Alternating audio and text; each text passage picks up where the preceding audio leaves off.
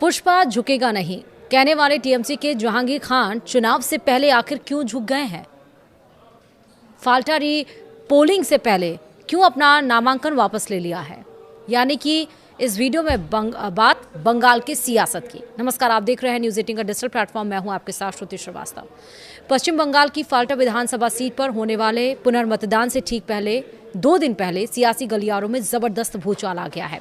Pushpa dialogue वाली reel से चर्चा में आए तृणमूल कांग्रेस के कद्दावर उम्मीदवार जहांगीर खान ने अचानक अपना नामांकन वापस ले लिया है। विस्तार से समझाते हैं आखिर ऐसा क्यों हुआ।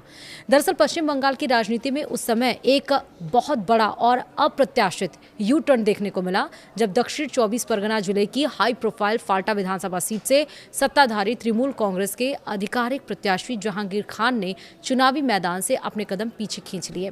मीडिया रिपोर्ट्स के अनुसार आगामी 21 मई को होने वाले पुनर्मतदान से ऐन पहले जहांगीर खान ने चुनाव अधिकारियों के समक्ष जाकर अपना नामांकन पत्र वापस ले लिया।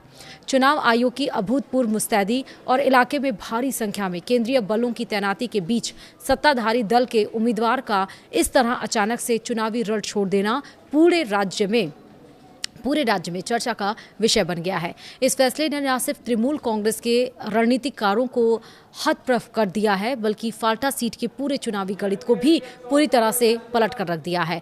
चुनाव प्रचार के दरमियान उनके दबंग अंदाज और सोशल मीडिया रील्स को देखकर किसी ने सपने में भी नहीं सोचा था कि वे वोटिंग से ठीक पहले मैदान से हट जाएंगे। मीडिया में छपी खबर के मुताबिक जो नेता चंद दिनों पहले तक विरोधियों को खुलेआम ललकार रहा था, उसने चुनाव आयोग और पुलिस प्रशासन की कड़क घेराबंदी के आगे घुटने टेक दिए। स्थानीय लोगों और राजनीतिक विशेषज्ञों के बीच अब यह चर्चा आम हो गई है कि आखिरकार पुष्पा का यह तेवर इतनी जल्दी कैसे ढीला पड़ गया।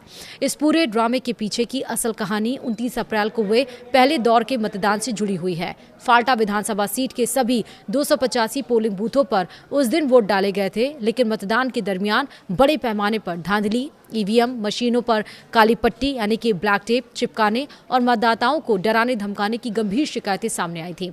विपक्ष ने इसे लोकतंत्र की हत्या करार देते हुए सीधे दिल्ली तक गुहार लगाई थी और इसके बाद चुनाव आयोग ने सख्त रुख अपनाते हुए 29 अप्रैल को हुए पूरे चुनाव को ही पूरी तरह से रद्द कर दिया और आगामी 21 मई को पूरी सीट पर नए सिरे से फ्रेश पोल यानी कि पुनर्मतदान कराने का ऐतिहासिक फरमान जारी कर दिया। फाल्टा में दोबारा निष्पक्ष चुनाव कराने के लिए चुनाव आयोग ने एक बड़ा दांव खेला है। आयोग ने कानून व्यवस्था को चुस्त दुरुस्त करने के लिए उत्तर प्रदेश कैडर के 2011 बैच के 30 तर्रार और एनकाउंटर स्पेशलिस्ट आईपीएस अधिकारी डॉक्टर अजय पाल शर्मा को विशेष पुलिस ऑब्जर्वर बनाकर फल्ता भेजा है। अजय पाल शर्मा की छवि अपराधियों में खौफ और जनता में सिंघम वाली रही है। उनके फाल्टा में पैर रखते ही केंद्रीय सुरक्षा बलों यानी कि सीएपीएफ ने पूरे इलाके को छावनी में तब्दील कर दिया और सुरक्षा घेरा बेहद कड़ा कर दिया गया है।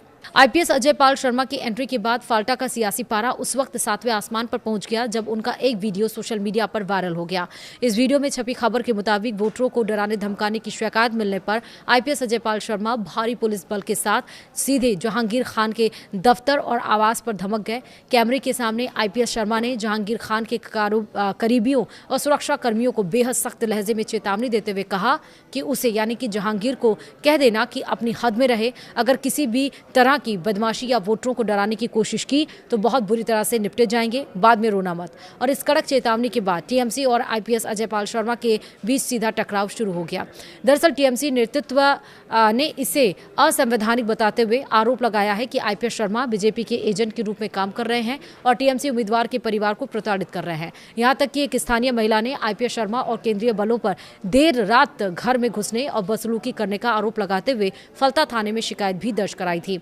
मीडिया में छपी खबर के मुताबिक सपा प्रमुख अखिलेश यादव और टीएमसी सांसद महुआ मोइत्रा ने भी इस कार्रवाई पर तीखी आपत्ति जताई है, जबकि बीजेपी ने सिंघम की इस सख्ती का खुलकर समर्थन किया था।